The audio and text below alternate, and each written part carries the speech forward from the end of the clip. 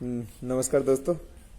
तो हम बात कर रहे थे संविधान के बारे में, और जैसा कि आपको विदित है कि इसका जो मूल स्वरूप है उसके बारे में हम चर्चा कर रहे हैं। और इसके साथ में सबसे महत्वपूर्ण जो भाग है अपना, वो है मूल अधिकार। तो मूल अधिकारों की चर्चा कर रहे हैं हम। और मूल अधिकारों में हमने जो पहला पार्ट है मूल अधिकारों का, जो समानता का अधिकार है, आर्टिकल 14 से लेकर 18, उसकी चर्चा कर चुके हैं। और आज हम बात करेंगे आर्टिकल 19 से लेकर 22 तक, जिसमें स्वतंत्रता का अधिकार है। देखो, स्वतंत्र का नाम आते ही आपके माइंड में से थोड़ा आते होंगे कि आज़ादी। ठीक है, जितनी मैंने इसमें पढ़ने का प्रयास किया है और समझने का प्रयास किया है कि जितनी स्वतंत्रता संविधान देता है ना, उससे कहीं अधिक हमारे से स्वतंत्रता लेता भी है। या फिर बाद में ये कह दूँ कि जो अपने को राइट्स दिए गए ना, उनके बदले अपने को ड्यूटी भी करनी पड़ती है। आगे समझ में आपकी बात में। अब हम बात करते हैं आर्टिकल 19 की। आर्टिकल 19 की बात करें तो आर्टिकल 19 कहता है कि अभिव्यक्ति और विचार प्रकट करने की स्वतंत्रता।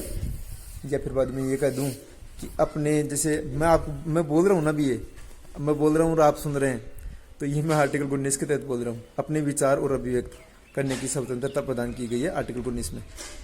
ठीक है, उसके बाद में आर्टिकल 19A। आर्टिकल 19A में 6 प्रकार की स्वतंत्रता दी गई है, जिसमें हमारे पास सबसे महत्वपूर्ण स्वतंत्रता है आपकी कौन सी? उसमें संघ बनाने के लिए है, प्रॉपर्टी रखने के लिए है, या फिर बाद में पूरे भारत में भ्रमण के लिए है। इसके साथ में ही आपको संपत्ति रखने के बारे में है। या फिर बाद में एक और इसमें छह दी, इसमें 7वीं थी संपत्ति रखने के लिए। तो उस संपत्ति को के अधिकार के रूप में जो आपने हटा दिया ना 44 संविधान संशोधन 1978 के तहत, तो उसको हमने इस हटा दिया है। और 6 प्रकार की स्वतंत्रता आर्टिकल 19A में है। कई बार कंपटीशन एग्जाम में क्वेश्चन आता है कि आर्टिकल 19A में कौन कौन सी चीज़ें दी गई है, तो उसमें से आपको 3 तो वो चीज़ें दे देंगे जो उसमें मौजूद है, और एक ऐसी चीज़ है जो उसमें मौजूद नहीं है। उस प्रकार से छोटी छोटी बातों को आपको ध्यान में रखना है। उसके बाद में आर्टिकल 20 की बात करते हैं।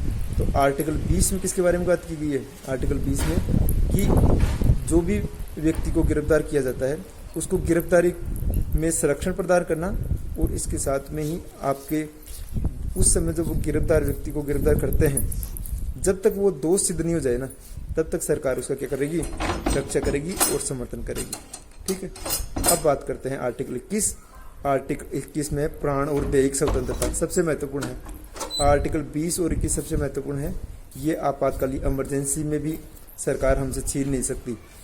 कई बार क्वेश्चन आता है कि ऐसा कौन सा आर्टिकल है जिसको अपन इमरजेंसी में, आपातकालीन व्यवस्था में भी क्या नहीं समाप्त नहीं कर सकते? तो आर्टिकल 20 और 21 ये महत्वपूर्ण है, आपको ये याद रखना है। ठीक है, और आर्टिकल 21 का में है शिक्षा का अधिकार। ठीक है, ये शिक्षा का अधिकार 86वें संविधान संशोधन 2003 में जोड़ा गया था। इससे पहले ये अपने DPSP में था, जिसकी चर्चा अपन आगामी वीडियो में करेंगे। अब 21 का में आपकी शिक्षा का अधिकार है, और 21 में आपका प्राण और दैहिक स्वतंत्रता। अब बात करते हैं आर्टिकल 22। आर्टिकल 22 में है गिरफ्तारी में संरक्षण।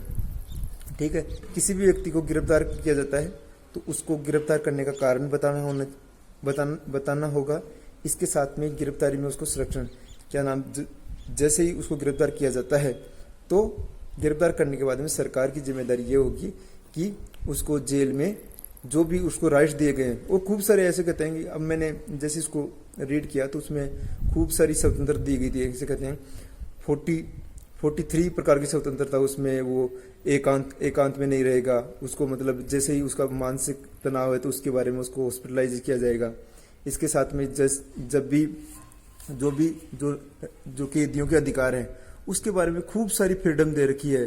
जैसे उसको पढ़ने का अधिकार है जेल में जाने के बाद में।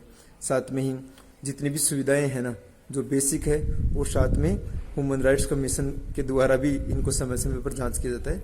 इसकी बात की गई है आर्टिकल 22 में। ठीक है, तो हमने ये ब्रीफ रूप में, एक सामान्य रूप में स्वतंत्रता के अधिकार की बात की है, और आगे हम समय समय पर आपको इन छोटे छोटे वीडियो के माध्यम से संविधान की जानकारी देते रहेंगे। इसके साथ में इनके क्वेश्चनों की और बात करें तो इसमें सबसे महत्वपूर्ण क्वेश्चन यही आता है कि इन चारों आर्टिकल को एक साथ दे देंगे कि आर्टिकल 19, आर्टिकल 20 और आर्टिकल 21 और आर्टिकल 22।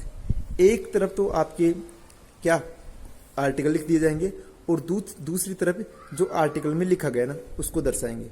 उसके बाद में आपको मिलान करने वाले क्वेश्चन आ सकते हैं कि आर्टिकल 19 में क्या है।